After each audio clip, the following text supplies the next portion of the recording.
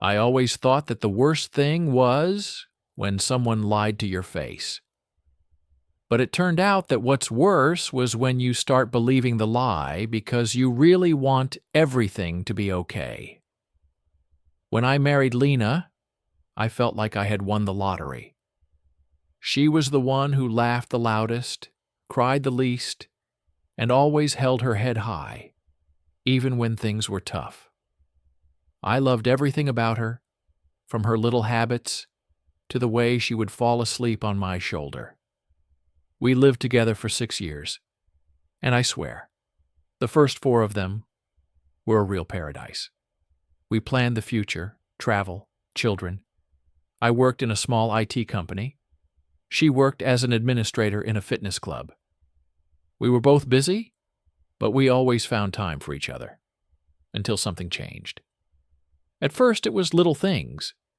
Being late, hidden messages, new passwords. Her phone, which was always nearby, suddenly started hiding in her bag or pocket.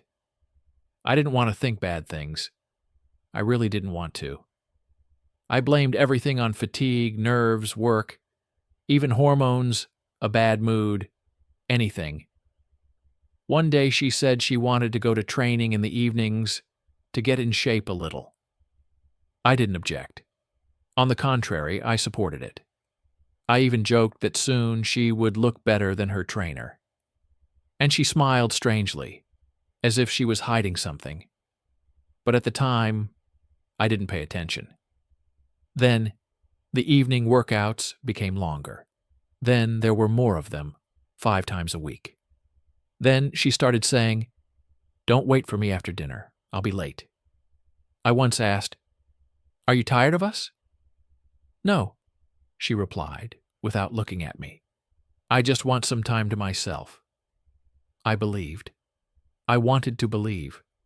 Because when you love, you're ready to make a fool of yourself just to keep the person from letting go. The day it happened, I came home from work early. I could have warned her, but I didn't want to. I wanted to surprise her. It had been a while since we had spent an evening together, so I decided I would make dinner, light candles, just like old times. There was something strange when I approached the door. It was ajar, not opened, not broken, just slightly ajar. I froze, not out of fear, out of a feeling that something was about to happen. I crossed the threshold, and I heard a sound, soft, muffled, but familiar. Her laughter. I haven't heard that laugh in weeks. "No, you're stupid!" Her voice sounded light, warm, intimate. He answered something quietly. I couldn't make out the words, but the tone was familiar. Too close, too free. I took 3 steps, then 2 more, and he hung on the threshold of the living room. They were sitting next to each other on the sofa. Not so much that they were hugging, but too close for friends. She touched his hand. He sat with the confidence of men who know they are not here by chance. I don't remember how I breathed. Maybe I wasn't breathing at all. Everything narrowed down to a single frame. My wife, next to another man. "You should have been at practice," I finally said. They shuddered. He rose first, as if to protect her. I wanted to hit, scream, break something, but I stood still like a statue. "It's not what you think," she said. Always the same phrase. All traders say it. I laughed, and it was the worst laugh of my life. Empty, broken. "Really?" I asked. "What exactly am I thinking?" She bit her lip. He was silent. He knew that lying would not save him here. "We were just talking," she began. "Nearby? In the semi-darkness? With wine on the table?" She looked away. "I can explain everything." "Explain," I said, quietly. "Who is he?" Silence. It is silence that kills more than words. "It's—" She swallowed. "A colleague. Just a colleague." He walked over to his jacket without looking at me. "I'd better go," he said. "You're already gone," I replied. He left quickly, without looking back, and she stood in the middle of the living room, pale, fragile, broken. And I suddenly realized I wasn't the one who crashed today. We broke up a long time ago. I just didn't want to see the wreckage. I put the cakes on the table. It was to spend the evening together, but it seems there's already company here. She cried. I wanted to hug him, to wipe his tears, but I had no right to do so. Not today. "We're done, Lena," I said. The door was half open, and I saw what I had to see.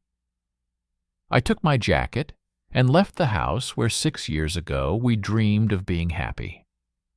And now I was standing in the dark hallway and hearing the woman I had called my own a few hours ago sobbing behind me. I went outside and realized I had no plan. All I had was my jacket, my keys, and an emptiness inside. It was as if someone had simply turned off the sound of life. I went wherever my eyes could see. First to the park, then just through the streets. People were laughing, sitting in cafes, drinking coffee, discussing something. For them, this evening was like any other. For me, it was the point where everything changed. The phone started ringing. Lena, then again, then the message. "Please come back. We'll talk. It's not what you think. I didn't want you to find out like this. He's just a friend. We were just chatting." I read these words and felt not a cry, but fatigue rising inside. Not jealousy, but some cold, quiet understanding. All this had already been planned. Not today, not yesterday, a long time ago. It's just that the truth always waits for its moment to come out. I sat down on the bench. I wrote only one thing in response. We need a break. I was spending the night at my friend's house, Artem. He silently gave me the keys when he heard my voice on the phone. When I arrived, he just asked, "She?" I nodded. He didn't ask any questions.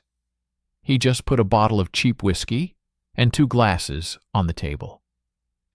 "If you want to talk, talk. If you don't want to, just sit." I was silent for a long time. Then, without realizing it, I started telling her everything from the very beginning. The evening workouts, the phone she took with her to the bathroom, the sudden mood swings, and most importantly, how I always found an excuse instead of seeing the obvious. "I'm not a moron," I said. "I saw everything, I didn't want to believe it." Artem sighed. "You're not a moron. You're in love. Those are different things." He was right, but that didn't make it any easier. The next few days were like a bad TV series. Calls, messages, walls, ceiling, silence. Lena wrote constantly, from long excuses to short ones like, "I need you," and "I messed up everything." I didn't answer. Not because I was playing games, but because I didn't know what to say. I didn't have the words to express what I saw in that living room. On the 3rd day, I returned home. Not because I forgave. Because I needed to pick up my things and decide what to do with my life. She was waiting for me in the hallway. Her eyes were puffy. Her hair was pulled back into a messy ponytail. And she was wearing my old sweatshirt. That's how she always looked when she was really sick. I used to go up to her right away, hug her, and hold her. Now I just stood there. "You came," she whispered. "I thought you wouldn't come back." "I came to get my things," I replied. She seemed to physically shudder at those words. "Can we talk? Will you at least listen?" I walked past her into the living room. There was no wine on the table. The sofa was covered with a blanket, as if no one had ever sat there. She tried to erase that evening, but it was etched in my mind like a scar. "Speak," I said. "You have a chance. 1. No lies. She took a deep breath. It wasn't, she searched for words. It wasn't serious. We were just chatting. I felt bad. I felt lonely. You were always at work, and he... And what is his name? I interrupted. She lowered her eyes. Maxime. How long does this last? She remained silent. And that was enough for me to understand. Not just once, not just one meeting. I already knew the answer. I just had to hear it out loud. How much, Lena? I repeated more firmly. Either you tell the truth, or I'm just leaving. Now. Half a year, she whispered. But it's not what you think. We had difficult times, we fought, I didn't feel like you were there. I was looking for support. I laughed. That stupid laugh again. Support? I looked at her. Support is when you go to a psychologist, to friends, to me, in the end. You don't drag a man into your house while he's buying you cookies. She cried. Tears rolled down her cheeks. But this time they didn't cut me in half. This time I just stared, as if at a stranger. Why didn't you tell me? I asked quietly. Why didn't you tell me you weren't feeling well, that you wanted to change something, that you didn't feel loved? She inhaled sharply. Because I was afraid you would leave. I looked at her and realized how ironic it sounded. She betrayed so as not to lose, and that's exactly why I lost. So you lost me, I said. It's simple. We can try again. She suddenly exploded. We can go to a psychologist. I'll cut off all contact with him. I'll delete his number, change jobs, erase everything. Just don't go, please. I made a mistake, I know it. I'm to blame. I'm ready to fix everything. She spoke quickly, choking on words like a drowning person, clutching at anything. And I listened and thought, why didn't you fight like this for our marriage before you got support on the side? A mistake is one time, I said. What you did for 6 months is a choice. She trembled. Silence hung between us. It contained everything. 6 years together, our fights, our kisses, our plans for the future, which were now shattered like dishes that had fallen to the floor. What do you want? She asked finally. I looked her straight in the eye. Honestly, I want to go back to the day this Maxim first wrote to you and take your phone away. But it doesn't work that way. So now I want one thing. To leave here with the feeling that I haven't betrayed myself. She understood. Her shoulders slumped. Is that all? He said quietly. It's us, I replied. As far as I knew you, that's all. We broke up in a month. Not right away. We were tied together by loans, an apartment, things, documents, formalities. Betrayal never looks like in the movies. A loud scandal, a slap, a suitcase, and the end. In reality, it's thousands of small, everyday movements that you have to do together anyway. This month has been the most disgusting of my life. We slept in different rooms, they ate at different times.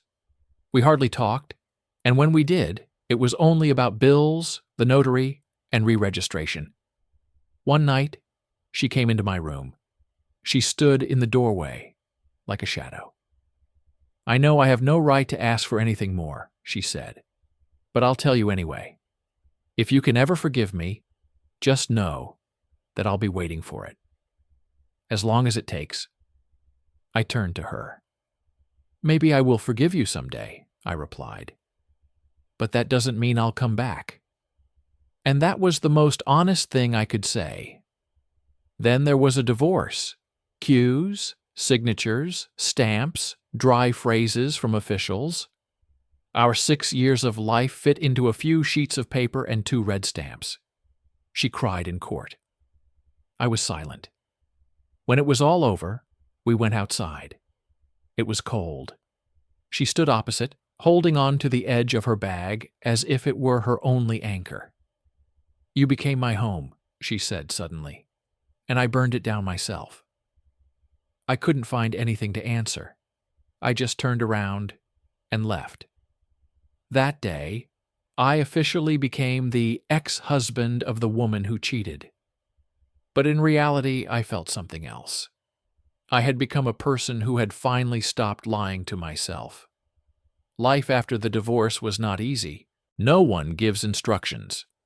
How to move on with your life when you were betrayed by the person you planned to spend your old age with.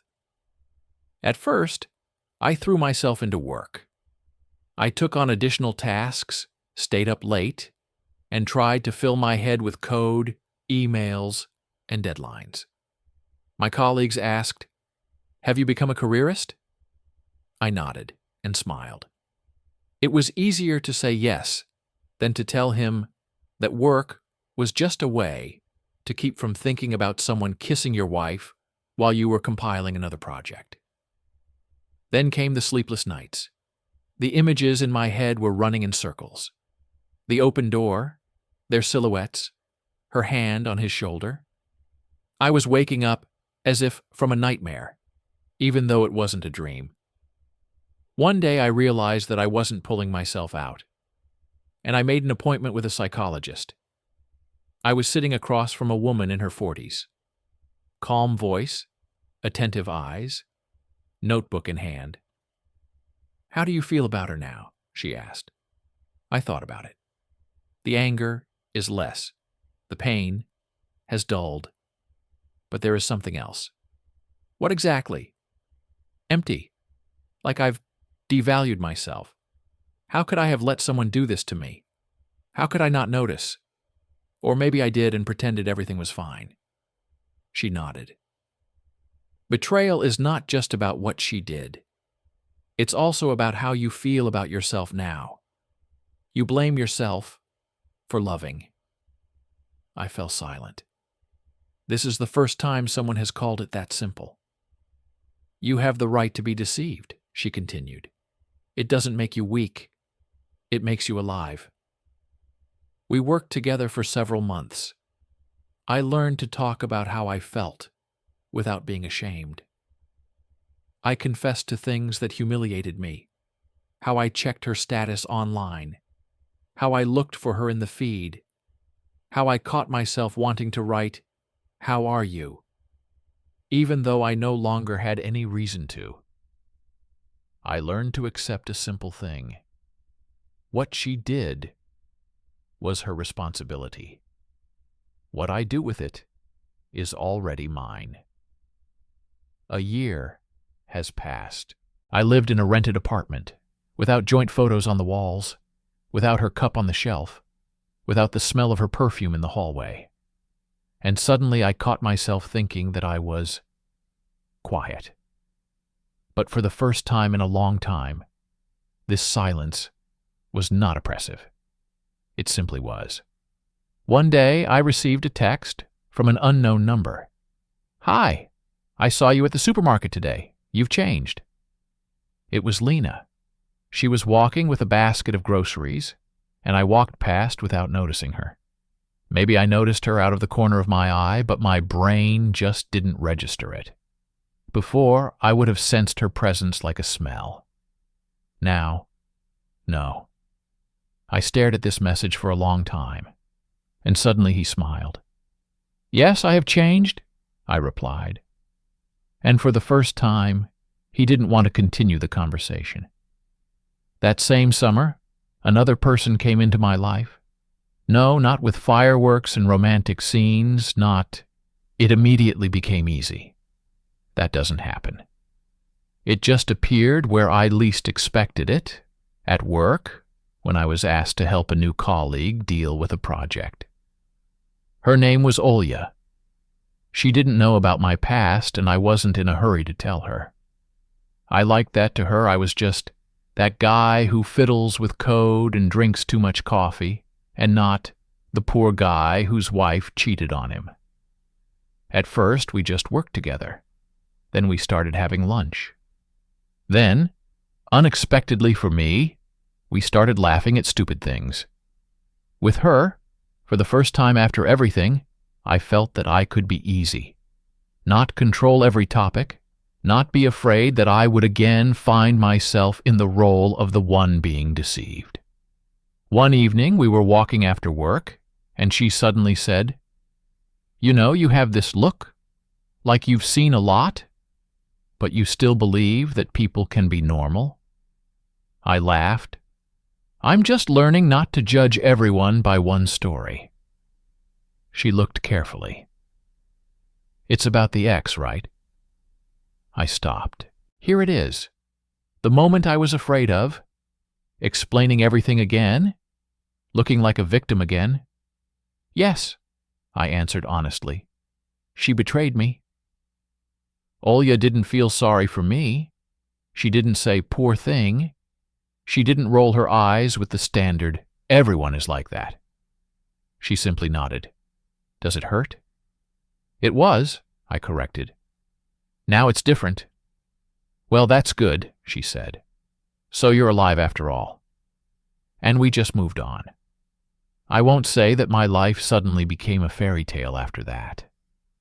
No, I still had triggers. I still tensed up when I saw the message online at 11:47 p.m. I still felt something inside me tighten when someone said, I was just late. But I have something that wasn't there before. I was no longer afraid of being alone. And this, as it turned out, is the best protection against betrayal. Not control, not jealousy, not phone checking. And the understanding that if someone decides to leave, you won't break. You will endure. Because once I stood in front of a half-open door and saw everything I was afraid of.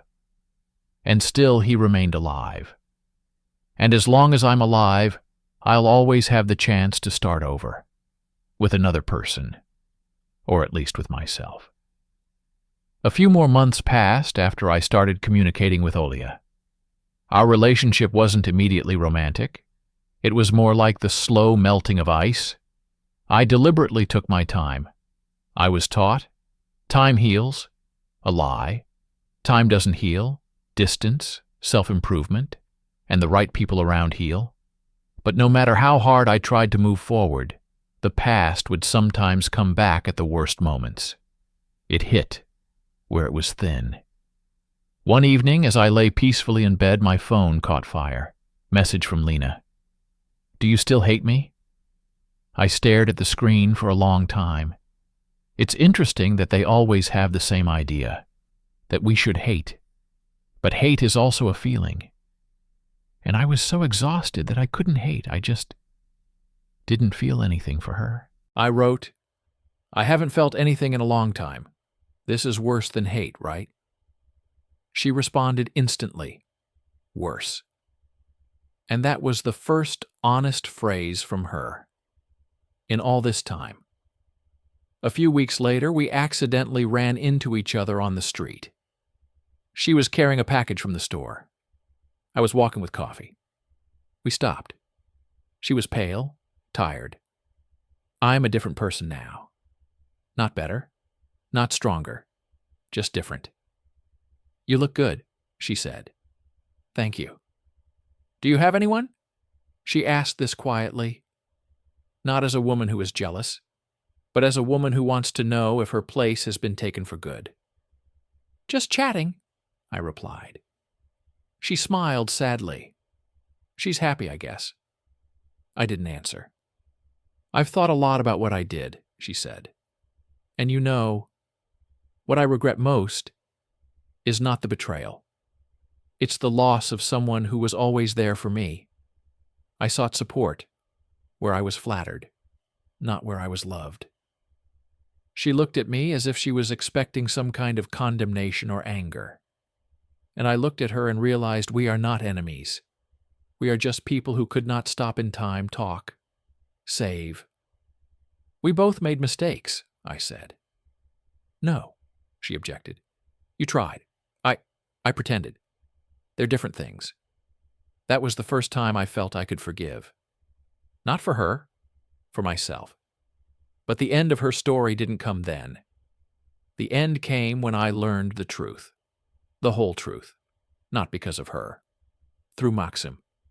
One day, as I was returning from work, A stranger caught up with me, an ordinary, unremarkable man in a dark jacket.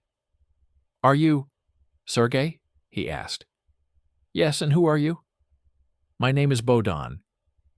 I am a friend of Maxim." I was wary.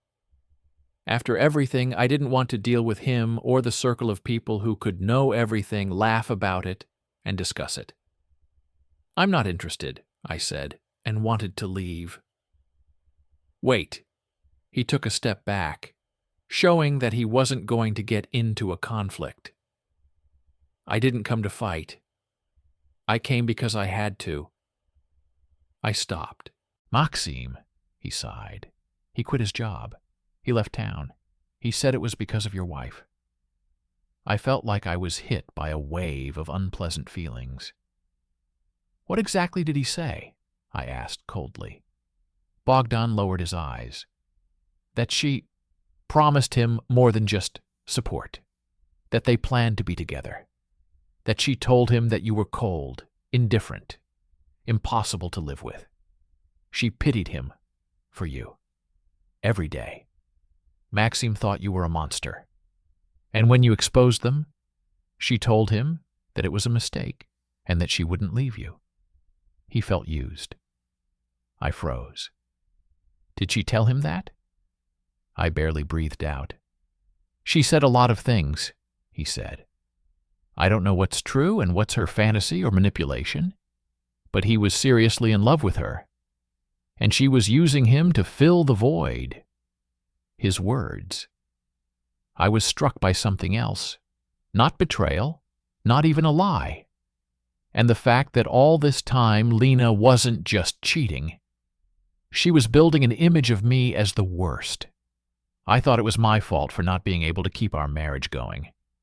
And it turns out, she just made up an excuse for herself. I don't even know what to say," I whispered. Bogdan nodded. "Just know this. You didn't ruin your marriage. Don't think that way. It ruined it long before that night. And it wasn't because of you." He left, and I stood in the middle of the street, as if in a fog. It took me a few minutes to pull myself together, because suddenly it became easier. It was as if a stone had been lifted from my chest. I was no longer the one who was betrayed. I was the one who survived the manipulation. And for the first time, I truly became indifferent to Lena.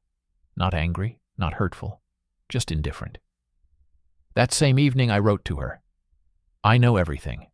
From Bogdan. Don't look for excuses. That's it." She didn't answer, and that was also the answer. After that, I never returned to this story again. I never asked, analyzed, or delved into it again, because I realized that sometimes the truth is not what helps bring closure. The truth is what makes it possible to break out of the vicious circle. Realizing that I wasn't the one who was made bad, I felt freedom for the first time. And it was at this moment that my life took another turn. Olya invited me for coffee. Not work, not casual, normal human coffee. "I've wanted to for a long time," she said, smiling, "but I didn't want you to think I was pushing anything." I felt warm, for the first time in a long time. Sincerely, not artificially. We were sitting in a small coffee shop where the lamps were lit with warm light, where the barista knew his craft, and the coffee machine hissed periodically. It was strange, such a familiar place, but I felt like I was on a date for the first time in my life. We talked about everything and nothing. About games, work, movies, stupid memes. No heavy topics, no drama. And then I realized I can laugh, I can joke, I can just sit next to a woman and not think about cheating. It was stranger than the feeling of pain. As we were leaving, she suddenly stopped. "Can I say something?" "Tell me." "You don't look broken. You look reborn." I smiled. Perhaps it is so. But the story doesn't end here, because one night changed everything. Olya asked me to help her move things to her new apartment.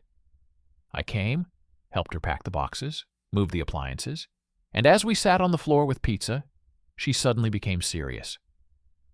"Can I ask you something personal?" she said. "It depends on what exactly. Aren't you afraid to trust again?" I was silent for a long time. Then he said, "I'm scared, but I won't let it rule my life. If I close myself off from everyone, it'll be the same as if she wins again." Olya nodded.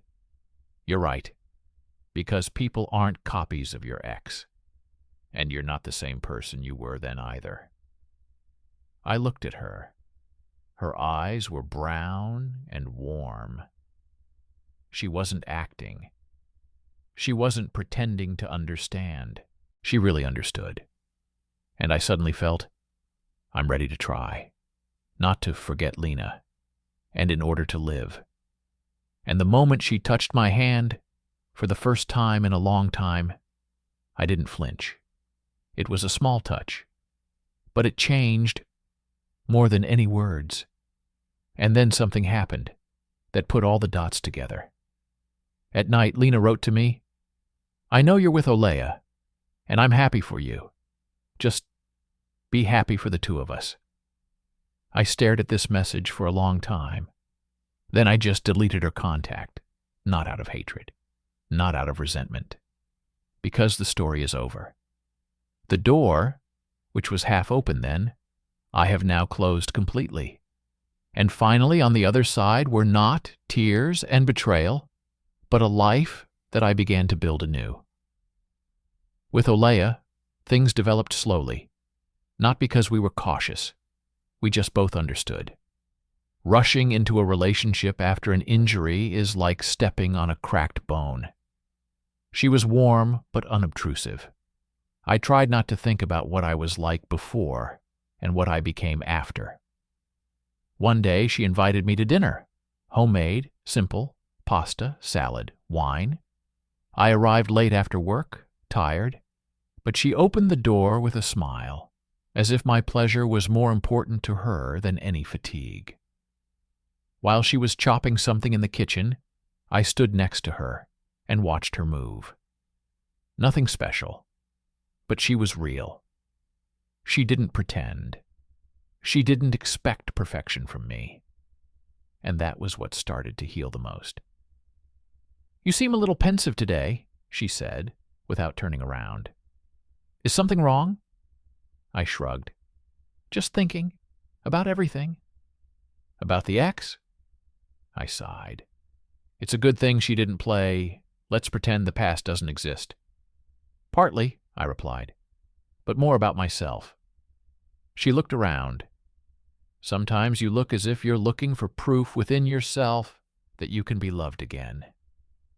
I froze. It was impossible to say it more aptly. "And how are you? Are you finding it?" she added softly. I smiled. "I'm learning." Olya came closer and put her hand on my shoulder. "I'm in no hurry," she said. "My door's open, but you decide when to come in. No pressure." And it was at this moment, as I took a step forward, that the phone rang. Night. Unknown number. But I knew who it was. Lena. I turned off the sound, but the phone continued to flash. 3 calls. Pauses. The call again. Olya looked at me, and her gaze was without criticism, without jealousy. Only a question. "Do you want to answer?" "No," I said firmly. "I don't want her to be a part of my present." "Okay," she nodded. "Then let's leave it at the door." And we continued our dinner as if nothing had happened. But something clicked in my head. Not like before, when my ex's call would blow my mind. Now it was empty. No warmth, no anger, no curiosity. Simply, that's it. However, the next day, I still received a message. "Sergey, I really need to talk to you. Just once. I won't ask you to come back. It's just, there are things I need to say, please." I thought for a long time. Why is she writing? Why is it appearing again?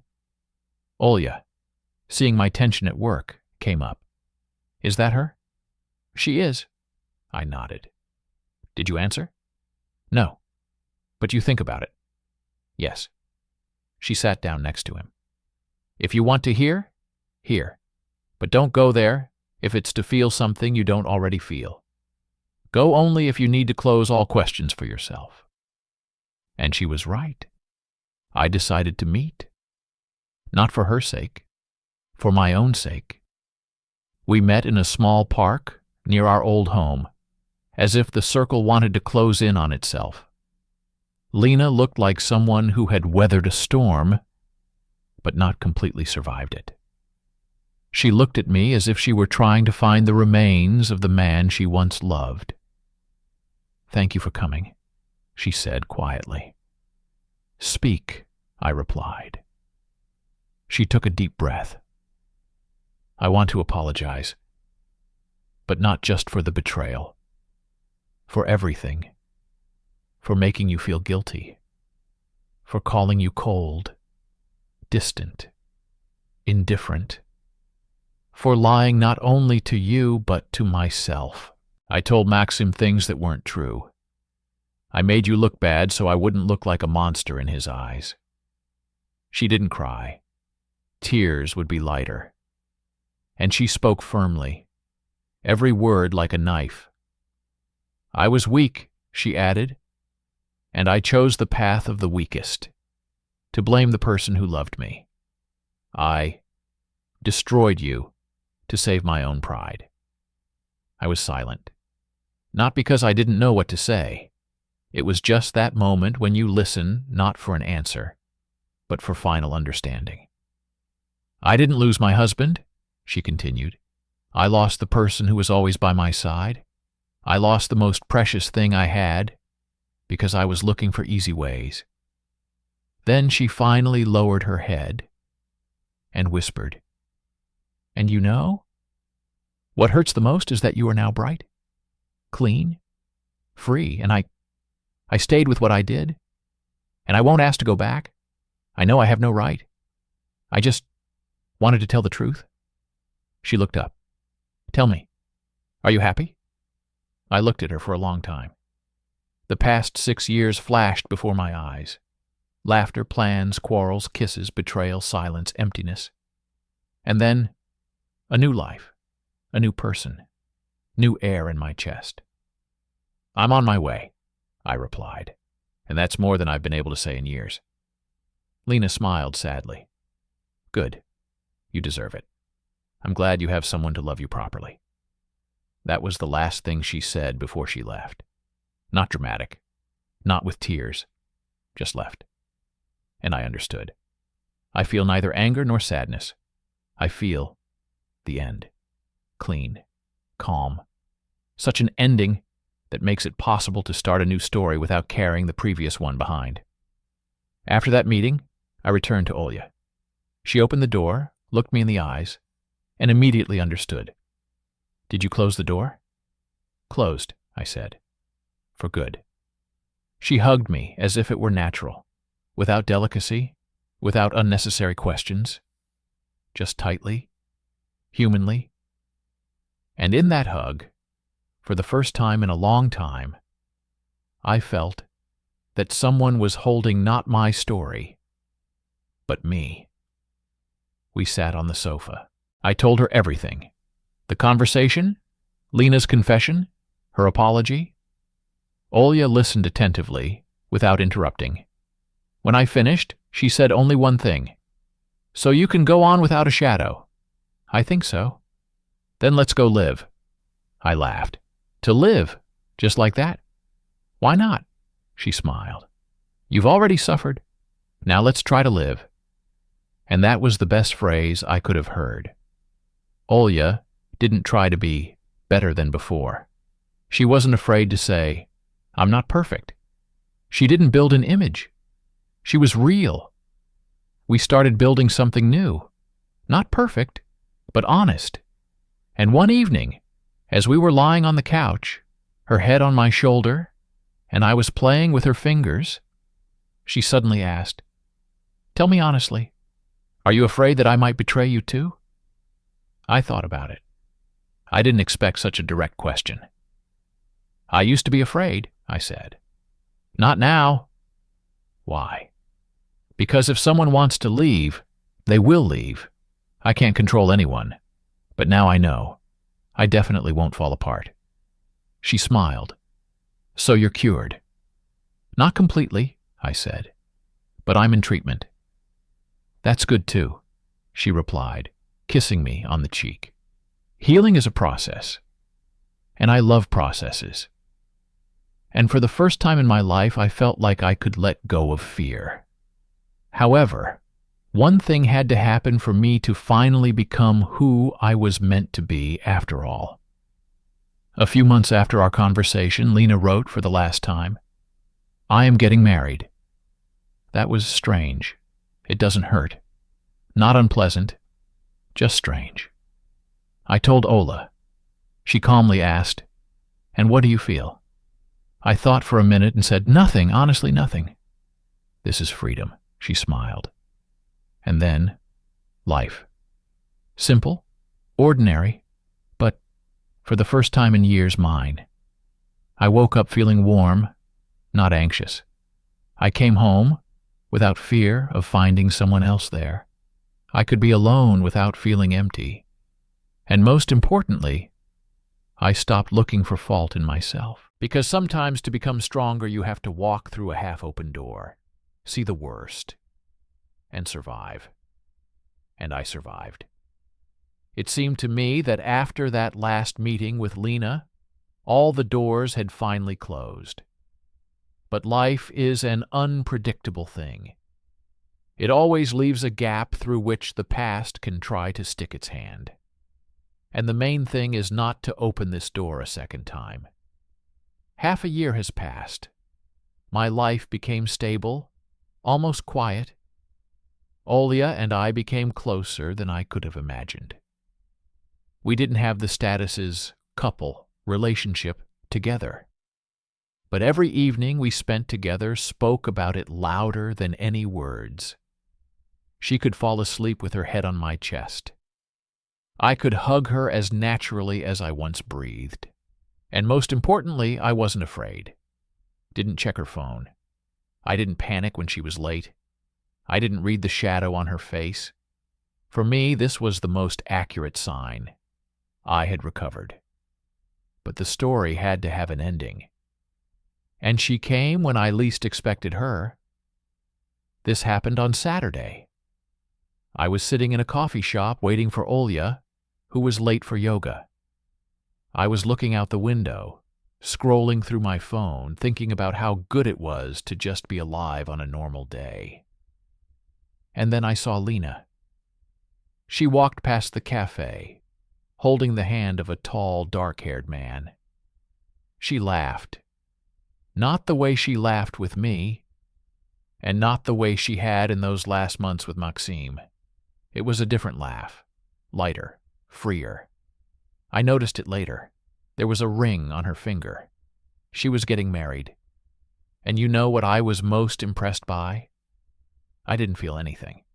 No pain, no jealousy, not even relief. Simply vague and neutral. It was that moment when the past became just a chapter in a book, not a scar on the skin. She saw me. Her smile faded a little. Her eyes widened. She let go of her husband's hand and, without asking, went into the coffee shop. She came over to my table. "Hello," she said. "Hello." "It's unexpected to meet you." "It happens." She rubbed her fingers nervously, touched her hair. "Old habits I knew all too well." "Do you still work here?" "Yes." "Are you okay?" "Yes." Her eyes ran over me, as if trying to find the cracks that remained. But they weren't there. "I'm getting married," she finally said quietly. "Congratulations." She looked surprised. "Are you really happy?" I nodded. "You needed to find someone who would make you happy. That's okay." She trembled. The look became soft, a little painful. I thought, "You hated me forever." I can't hate forever. And to love? I looked at her longer than usual. I loved you then, but not anymore. And I don't miss what was. These words became a real finale. Not for her, for me. She looked down. I'm glad you're no longer suffering. I really want that for you. And she left, without looking back. And for the first time I felt this story ended by itself. No shouting, no arguing, no grand gestures. Simply, that's it. The past could no longer take me back. A few minutes later, Olya came in. She had a yoga mat in her hands, her hair was a little disheveled, and her smile was the kind that brought light back into the room. Have you been waiting long? She asked. No, I replied, and she immediately sensed something in my voice. What happened? I did not hide. I saw Lena. Oh, she sat down opposite him. And how are you? It's normal. It was as if I had met someone I knew in a past life. Olya looked more carefully. And that's it? That's all. She took my hand. That's a good sign, Sergei. It means you've not only recovered, you've grown. Maybe. No, exactly. We drank coffee, talked about silly things, about buying a new dryer or going to the movies. But there was something more behind all that. I saw the future without fear, a future where I don't scrutinize another person's every move, a future where I don't hold on to a painful past, and a future with someone who doesn't want to change me, but wants to be there for me. In the evening, when we were sitting at my house, Olya suddenly said, You know you'll love again, right? I smiled. I'm already in love? She raised her eyebrows. Me? Life. She laughed, quietly, warmly, the way only people who are not afraid to be around laugh. And me? She repeated. I looked at her. If I say it now, it will be hasty. But you have become the one I want to talk to when I'm feeling good, and the one I want to be silent with when I'm feeling bad. This is more important than words. She touched my face. You have become different. You too. We sat in silence for a long time, looking at each other as if there were no walls between us. And at that moment I realized I no longer live in fear of betrayal. I live yearning for closeness. And that's a big difference. Later, when we were about to go to bed, the phone rang. Message from an unknown number. Sergei, thank you for being honest. I am learning to be happy without the shadows of the past, and I hope you are too. Lena. I deleted the message, not out of hatred, because it simply no longer had power over my life. I looked at Olya, who was standing in the doorway, smiling sleepily, and thought, here's my current one. This is where my future lies. After the final message from Lena, I thought I could finally just live. But life is not a door that you close and forget. It's more like a house where you clean rooms, repair shelves, throw away unnecessary things, and slowly catch your breath. I learned this every day. Waking up next to Elena for the first time, I realized what was between us had long gone beyond the scope of just a relationship. She slept, holding my hand, as if she needed me, not for support, but simply because it felt good to be there. There was no anxiety in her breathing, no fear in her embrace, and not a drop of doubt in my thoughts. I lay there thinking, what if this all ends again? What if I make the same mistake again? The past teaches harsh lessons. Olya opened her eyes, saw my gaze, and said, It seems you are having an internal conversation with your demons. I laughed. Maybe. Let me know if they need an interpreter. Her humor was one of those little details that made me stronger. A few weeks later, I suggested to Olya that we go out of town for the weekend. A small cottage, pine trees, a lake, peace. I wanted to be with her where there were no shadows, no calls, no past. As we sat on the terrace in the evening, I finally said what I had been carrying inside me for a long time. I'm afraid to be happy. Olya quietly put down a cup of tea. Why? Because happiness is a great goal, expectation. And where there is expectation, there is also the fear of loss. She thought and said, "You're not afraid of happiness. You're afraid of repetition."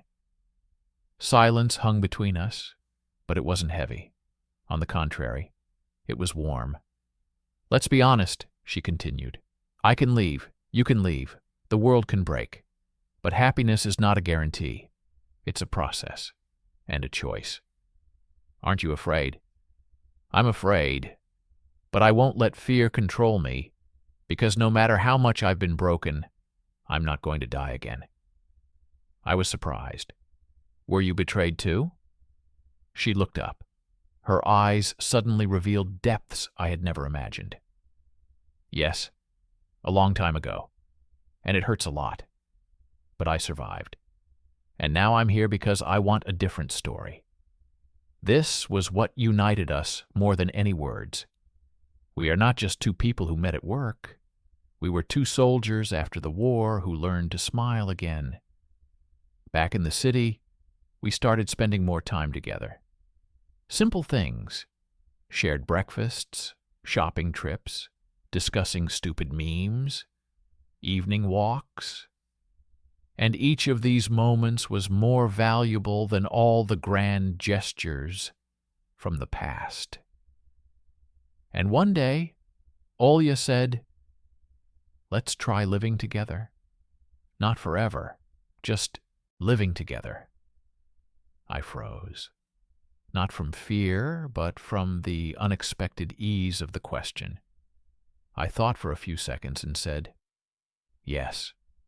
There was no doubt in my words, because I was no longer running from the future.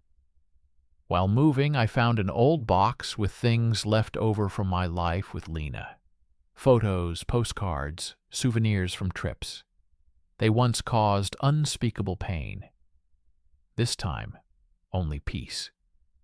Olya came up from behind and touched my back. "Is it difficult?" "No, surprised. I thought I was going to break down when I saw that." "But it didn't break?" "No." "So you're ready." I put the box on the floor. Didn't break anything, didn't burn anything, didn't throw anything out demonstratively. I just said, "This is not my life anymore." And he took the box out to the trash. It was the moment of final liberation. After a month of living together, Olena and I had our first fight. Not much, just a small thing, but something inside me suddenly tightened. An old fear surfaced. What if this is the first step to the end? What if this is a repetition? Olya saw my condition. "Are you afraid of losing me?" she asked quietly. "Yes. Don't be afraid. I'm not the kind of person who leaves because of arguments. I'm not Lena." These were simple words, but they struck something in me that had not given way for a long time. I suddenly realized I shouldn't be afraid of what I've already experienced and survived. One evening, while Olya was at work, the doorbell rang. I opened it and saw Maxim in front of me. The same Maxim, thin, tired, aged. "Can I come in?" he asked. I didn't want this. But sometimes life forces you to close another loop. We sat down in the kitchen. He held a cup of water with trembling hands. "I know I have no right to ask to speak to me," he began. "But I want to ask for one thing, an apology." I was silent. Not out of hatred. I just didn't know what to say. "I didn't know Lena was lying to me about you," he said. "She said you were cold, cruel, uncaring, that you didn't love her. And I believed it. I thought I was saving her." "Maxima," I finally said. I haven't been angry in a long time. We were both victims of the same game, just from different sides." His eyes filled with tears. "Thank you," he whispered. He left after 5 minutes. I closed the door behind him and felt boundless peace. It was the last shadow from the past that needed to be let go. Olya returned in the evening. I was sitting on the couch, apparently lost in thought. "Did something happen?" she asked. "Maxim came." She sat down next to him. "And how?" "Okay. Peaceful. Nothing bad." "Are you okay?" "Yes. Even better than I thought." She rested her head on my shoulder. "I think," she said quietly, "you finally took a full breath, after holding your breath for a very long time." I hugged her. "Yes, and you know what? I want to live. Not survive, but live." She smiled. "Then let's start life. Together?" I looked into her eyes. Together. And now when someone looks at me and says, "You've changed," I answer, "No, I just became myself, without those who broke me." Almost 2 years have passed since the day Olya entered my life, bringing with her not only light, but also peace. We lived together, but we were in no hurry to label each other. We didn't need big words to understand the simple truth. We both chose each other. At some point, we just realized we are a family. Not because it's right, and because it's so honest. One morning, Olya came out of the bathroom with shaking hands. I was sitting in the kitchen, drinking coffee, still sleepy, thinking about work. She stood in the doorway, and I immediately realized something had happened. "Sergey," she said quietly. "What is it?" She raised her hand. There was a test in it. Positive. 2 stripes staring at me as if the universe itself had signed a new chapter. I got up and walked over to her. Olya laughed and cried at the same time. "I'm pregnant," she whispered. "We're going to be parents." The first thing I felt was fear. Strong, raw, animalistic. Not for myself. For her. For the child. For the future that I had to earn now. And then a wave of warmth, so strong that my legs felt like cotton wool. I hugged her, held her close, and we stood like that for several minutes, not saying a word. "Are you happy?" she asked. I looked into her eyes. This is the greatest gift in my life. The first months of pregnancy were strange. On the one hand, joy. On the other hand, I suddenly returned to my old state. Excessive anxiety. Heightened vigilance. I was afraid for Olya. I was afraid something would go wrong. I was afraid that I wouldn't be able to cope as a father. And one evening she took my hand and said, "You're afraid again of something that hasn't happened yet. I want everything to be fine with us. And it will. But you can't control the world. Only your attitude towards it. And I want you to meet our child not with fear, but with love." I was silent. Her words leveled me out. She was someone who didn't embellish reality. She showed that reality could be good if you didn't fight the shadows. At 6 months, we almost lost the baby. Olya felt a sharp pain, and I carried her in my arms to the car, trembling with panic. The doctors said that everything was fine, but there was a risk I had to go to the hospital. I spent 7 nights at her bedside. 7 nights watching her sleep, holding her stomach, as if guarding the little life inside. One of those nights, she woke up and saw me with wet eyes. "Were you crying?" "A little." "Why?" "Because I'm afraid of losing something I haven't even seen yet." She smiled and said, "So you're already a dad." As the deadline approached, the 9th month, our lives turned into waiting. I prepared everything. A maternity bag, documents, setting up the baby's crib, even a list of What to do if I panic? Olya laughed. We will have a child, not a terrorist, Serhiy. For me, panic is terror. Well, then let's live without panic. She became more and more beautiful. Yes, pregnancy is not easy, but she glowed from within. And one evening she said, I think it's starting. It's like I've become different. I packed everything, called a taxi, and helped her get dressed. And a few hours later, I sat next to her in the delivery room, holding her hand, feeling the sweat and tears mingle with our laughter and pain. You can do it, I said. I hate you, she shouted. In a minute, I love you. And I just laughed and cried at the same time. This happened at 03:17 at night. Cry. First. Strong, pure, like the sound of a new world. A boy, said the doctor. They gave me a small package, warm, live. I looked at him and realized the whole journey, all the pain, all the betrayals, the falls, all the losses, it was necessary to bring me here. Hello, I whispered. I'm your dad, and I'll do anything to make sure you never have to go through what I went through. Olya looked at us with wet eyes. What shall we call it? She asked. I said the name my grandfather bore, the most honest man I knew. Marco. Marco, she repeated. Perfect. After discharge, we returned home. Marco slept, snorted, wrinkled his nose, ate every 3 hours, and I changed diapers, prepared formula, and ran for wipes like a soldier on combat duty. And one evening, when I was standing by the window with my son in my arms, Olya came up and hugged me from behind. You have changed, she said. In which direction? The best. Seriously? You have become what you were always meant to be, and I am proud to be with you. I held Mark to my chest and felt a piece of my soul fall into place.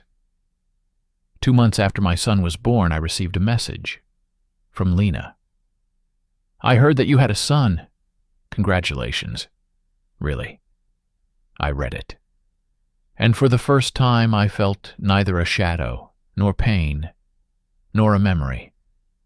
And gratitude.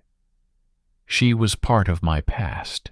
But thanks to those wounds, I became the person who now holds my son and is not afraid of the future.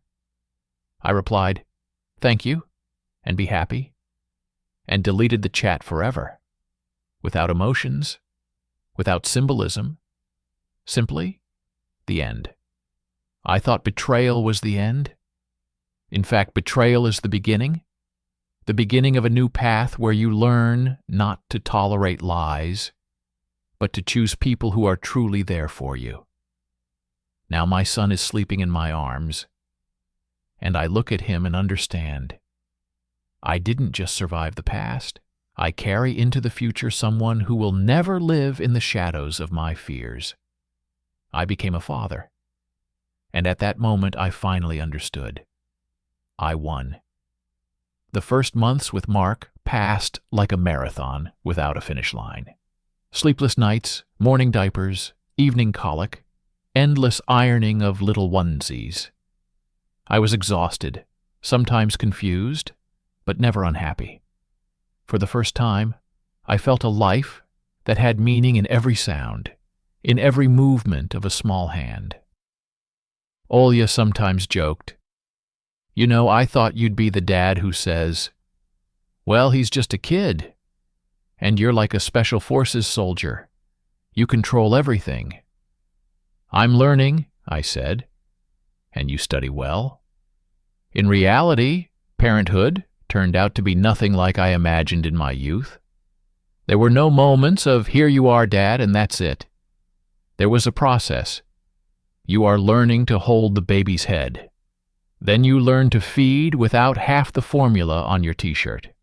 Then carry, soothe, rock, and every micro step gives you a feeling of victory. Not in front of the world, in front of yourself.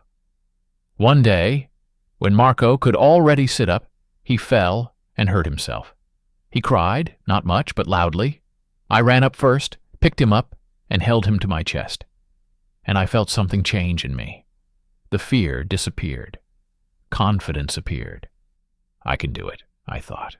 We can do it. One night, Marco fell ill. His temperature jumped to 38.8.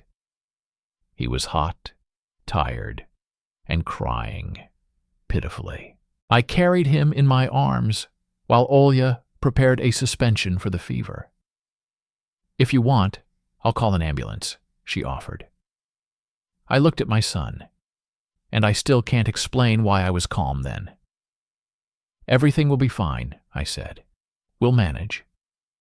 We took his temperature, gave him medicine, wiped him down, and stayed by his crib all night. And when the temperature dropped in the morning, I sat up and realized I am no longer the man who was once broken by betrayal. I have become the one who keeps my home. 3 years have passed. Mark was running around the apartment, holding a wooden car in his hands, while I was trying to assemble the construction set, which he had already broken 3 times. Olya was cooking dinner, and everything looked so family-like, simple, warm, that I caught myself thinking, I am happy, really. And then the phone rang. Not mine. Olin. She looked at the screen, her eyebrows rising slightly. "Oh, that's strange. This is for you." "For me?" She handed me the phone. On the screen is a name I haven't seen in several years. Lena. I felt like time stood still for a moment. Not because of the pain, because of the surprise. "Take it," Olya said calmly. "I'm right there." I went out onto the balcony and pressed accept. "Hello?" I said. "Sergey." The voice was different. Mature. Calm. "I know it's been a long time, and I didn't want to bother you, but I need to tell you something." "I'm listening." A short pause. "Thank you for letting me go then. Thank you for not taking revenge, not hating, not destroying me with words. You gave me a chance to become a different person. I got married. I'm fine. I'm happy. And I sincerely hope you are too." I was looking at the sunset and felt absolute inner silence. "Yes, Lena, I am happy. Do you have a family?" "Yes, wife and son." "You're a great guy, Sergey," she said. "You were better than I deserved. And you became better than I could have imagined. I'm glad our story was a beginning for you, not an end." I exhaled. "And I'm glad you found yours. Be happy, Sergey." "You too, Lena." She hung up the phone. And for the first time I understood. Not only are the doors of the past closed, they are walled in by time. I went into the room. Olya was sitting on the floor. Mark was jumping next to her, laughing.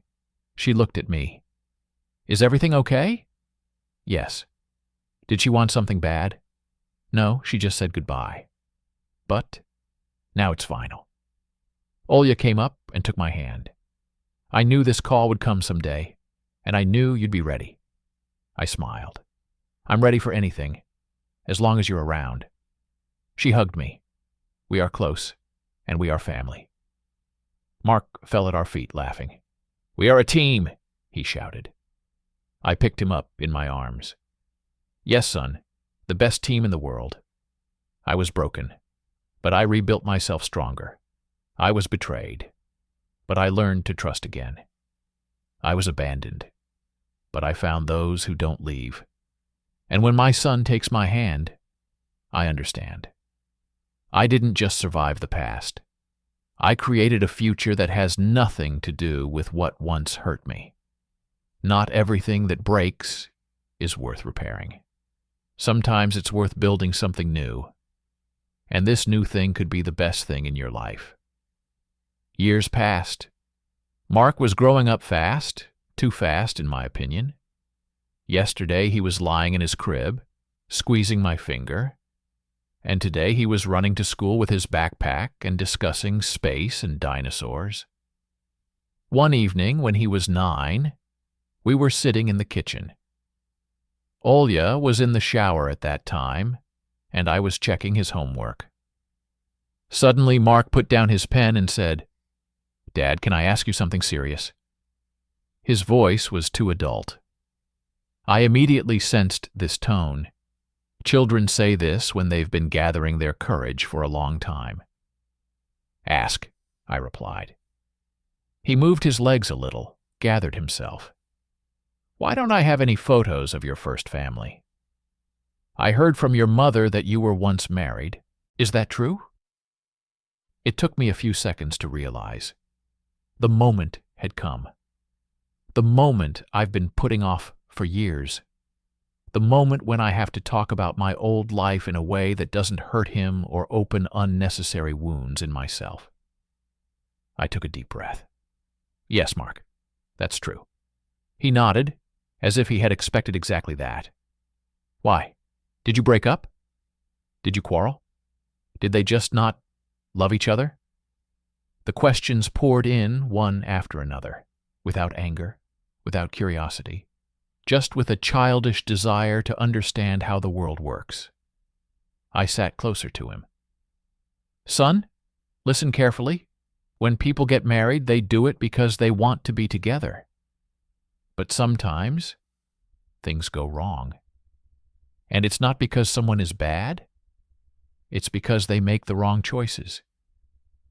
He looked at me with wide eyes. "Dad, I'm sorry if I'm asking the wrong question." "No, you're asking the right question. You have the right to know." I thought for a second. I didn't want to say the word treason to a 9-year-old child. I didn't want to put toxic resentments or fears into his head. I didn't want to burden him with the adult truth. But I couldn't lie either. "Mark, sometimes adults make mistakes, and they hurt each other. That woman and I, we couldn't handle it. She made a choice that destroyed our marriage, and I made a choice not to live where it hurts." He repeated quietly, "She made a choice?" "Yes." "Bad?" "For the family, yes." Mark thought for a moment. I saw his brain carefully put the puzzle together, avoiding sharp corners. "Can this happen to anyone?" he asked. And that was the most difficult question. I couldn't say no because it wasn't true. I couldn't say yes because it creates fear. So I answered the way my father should have answered. "Mark, this can only happen where people stop telling the truth to each other. Where does trust disappear? Where people forget why they are together?" He nodded slowly. "And it won't be like that with you and your mother, Olya." I smiled at him. "No, not with us. Because we value each other. Because we learned from our mistakes. And most importantly, we always speak honestly." Marco thought a little more, and then said, "I'm glad you made the right choice back then. Because if you had stayed with that woman, I wouldn't be here." His simplicity struck me harder than any adult words. I hugged him and felt my throat tighten. "That's right, son. Because something bad happened once, something very good came into being. You." He hugged me with his little arms and asked, "Dad, are you happy now?" "Yes," I said without hesitation. "The happiest I've ever been." A few minutes later, when Mark went to brush his teeth, Olya came up to me in the kitchen. She stood leaning against the doorframe. "I heard," she said quietly. "Sorry if I said something wrong." "No." She moved closer. "You were right. I saw Mark listening to you. You didn't put fear in him. You put wisdom in him. I was afraid of going through that again. But you didn't survive. You got through it. And your son got through it too, without injury. That's important." I took her hand. "You know," she said, "I thought that night you closed the door to the past was your finale. But you closed it today. For real. Do you think so?" She smiled. You didn't just leave the past behind. You explained it to your child without anger. That's the highest level of healing. I pulled her towards me. Thank you, Olya. For what? For being my present, and for helping me not to be afraid of the future. My son asked me why I broke up with my first wife. I could have said, because she cheated. But I chose differently. I told him, we both made a choice.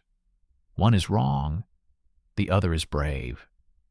And now I know, when you can talk about your past without pain, you don't live in it anymore.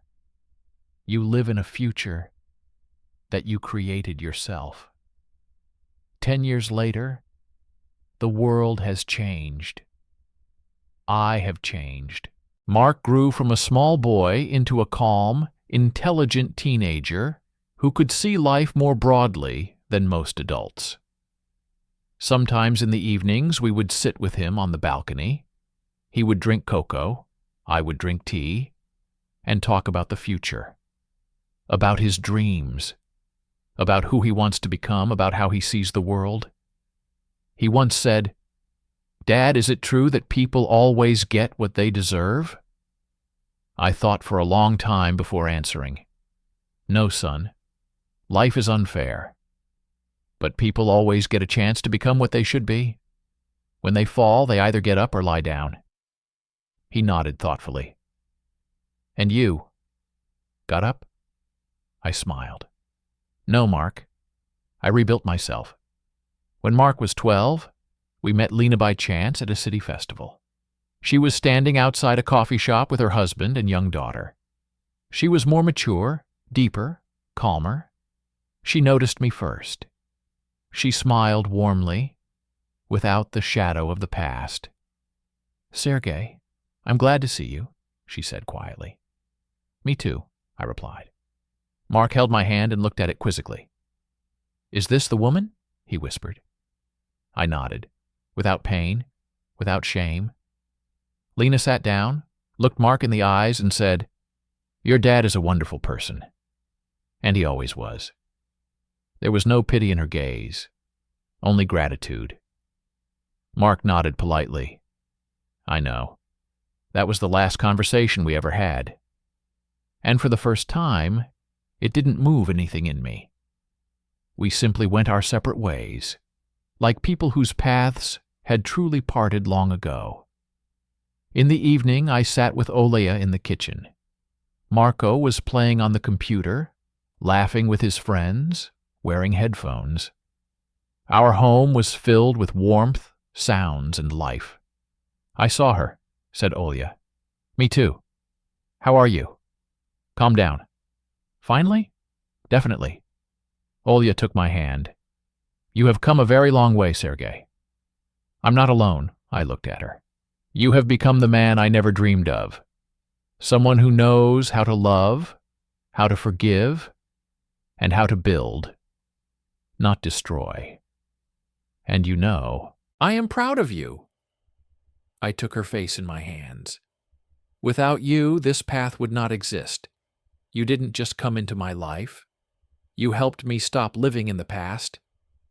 And you helped me stop being afraid of the future," she replied. We kissed, calmly, maturely, the way people who have weathered storms and persevered kiss. Late at night, I went out onto the balcony. The city glowed with thousands of warm lights.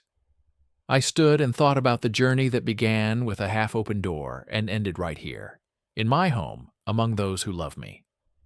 And I realized a few things that I want to pass on to my son when he becomes an adult. 1. Betrayal is not the end of love. This is the end of illusions. 2. The one who betrayed you is not your story. The one who stays with you is the one who writes your life. 3. The most valuable people come when you finally stop holding on to those who hurt you. 4. To find the right person, you must first become the right person for yourself. I stood there, listening to my son laughing in the room and Olya humming in the bathroom. Life flowed just like the light of the lanterns, calm, warm, stable. And then I said to the void, but actually to myself, I am grateful for everything I have experienced, because if I hadn't been broken then, I wouldn't be the person today who can build a whole world for those I love. I closed the balcony door. I entered the room where those who had become my real family were waiting for me. Those who did not betray, those who didn't leave, those who chose me just as I chose them. And I understood. My past is a shadow. My future is light. And I stand between them, a person who has learned to love again.